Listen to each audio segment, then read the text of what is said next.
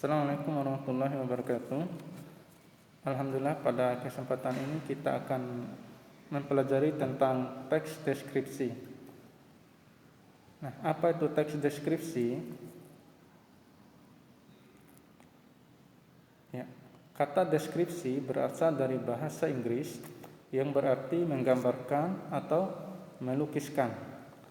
Teks deskripsi adalah suatu teks yang bertujuan menggambarkan atau melukiskan pengalaman, pendengaran, dan perasaan, agar pembaca mendapat kesan terhadap objek, gagasan, tempat, atau peristiwa yang ingin disampaikan penulis, sehingga pembaca seolah-olah merasakan langsung apa yang sedang diungkapkan dalam teks tersebut.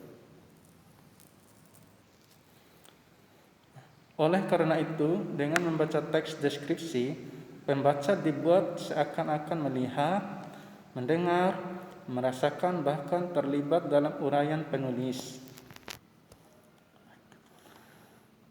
Dalam teks deskripsi, penulis berusaha memindahkan kesan atau persepsinya kepada pembaca dengan semua perincian terhadap hal yang dideskripsikan. Nah, dengan kata lain, melalui teks deskripsi, penulis berusaha menciptakan kesan pada panca indera pembaca melalui imajinasinya. Baik. Ya, dengan penjelasan tadi, tujuan teks deskripsi menjadi jelas, yaitu agar orang yang membaca teks seolah-olah sedang merasakan langsung hal yang sedang dijelaskan dalam teks tersebut. Nah, contoh teks deskripsi.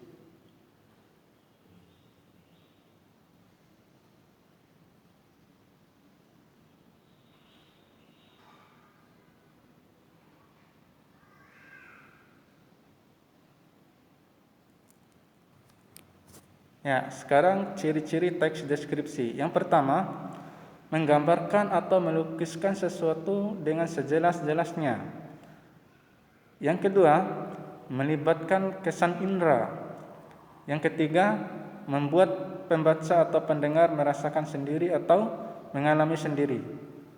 Yang keempat, menjelaskan ciri-ciri objek seperti warna, ukuran, bentuk, keadaan suatu objek secara terperinci.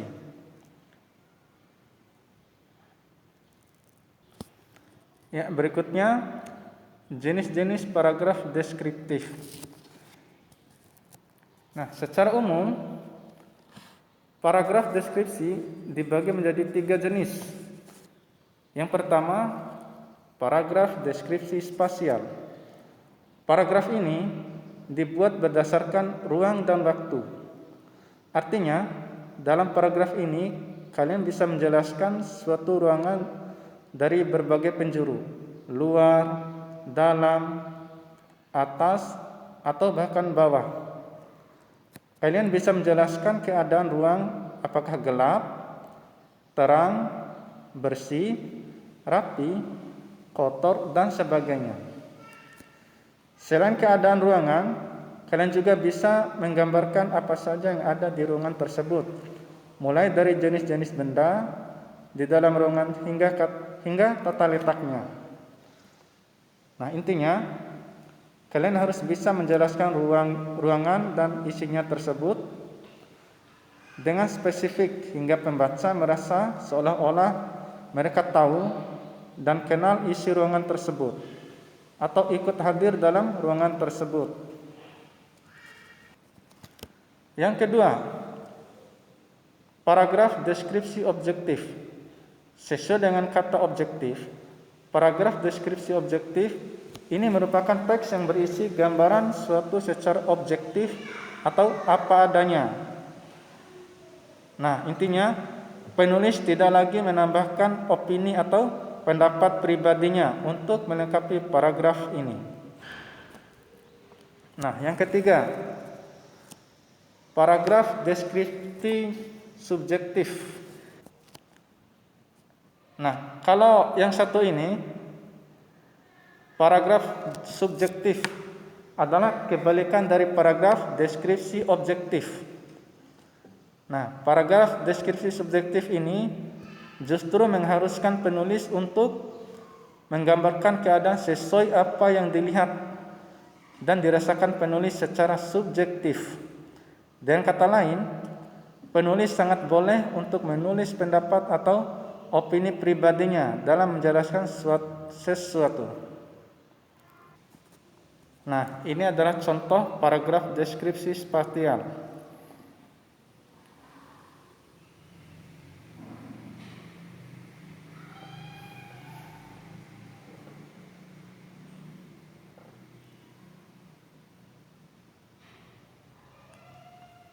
Nah, selanjutnya ini adalah contoh paragraf deskripsi subjektif.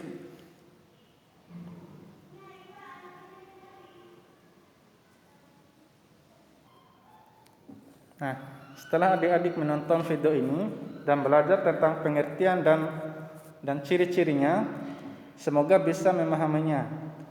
Sampai ketemu di video berikutnya.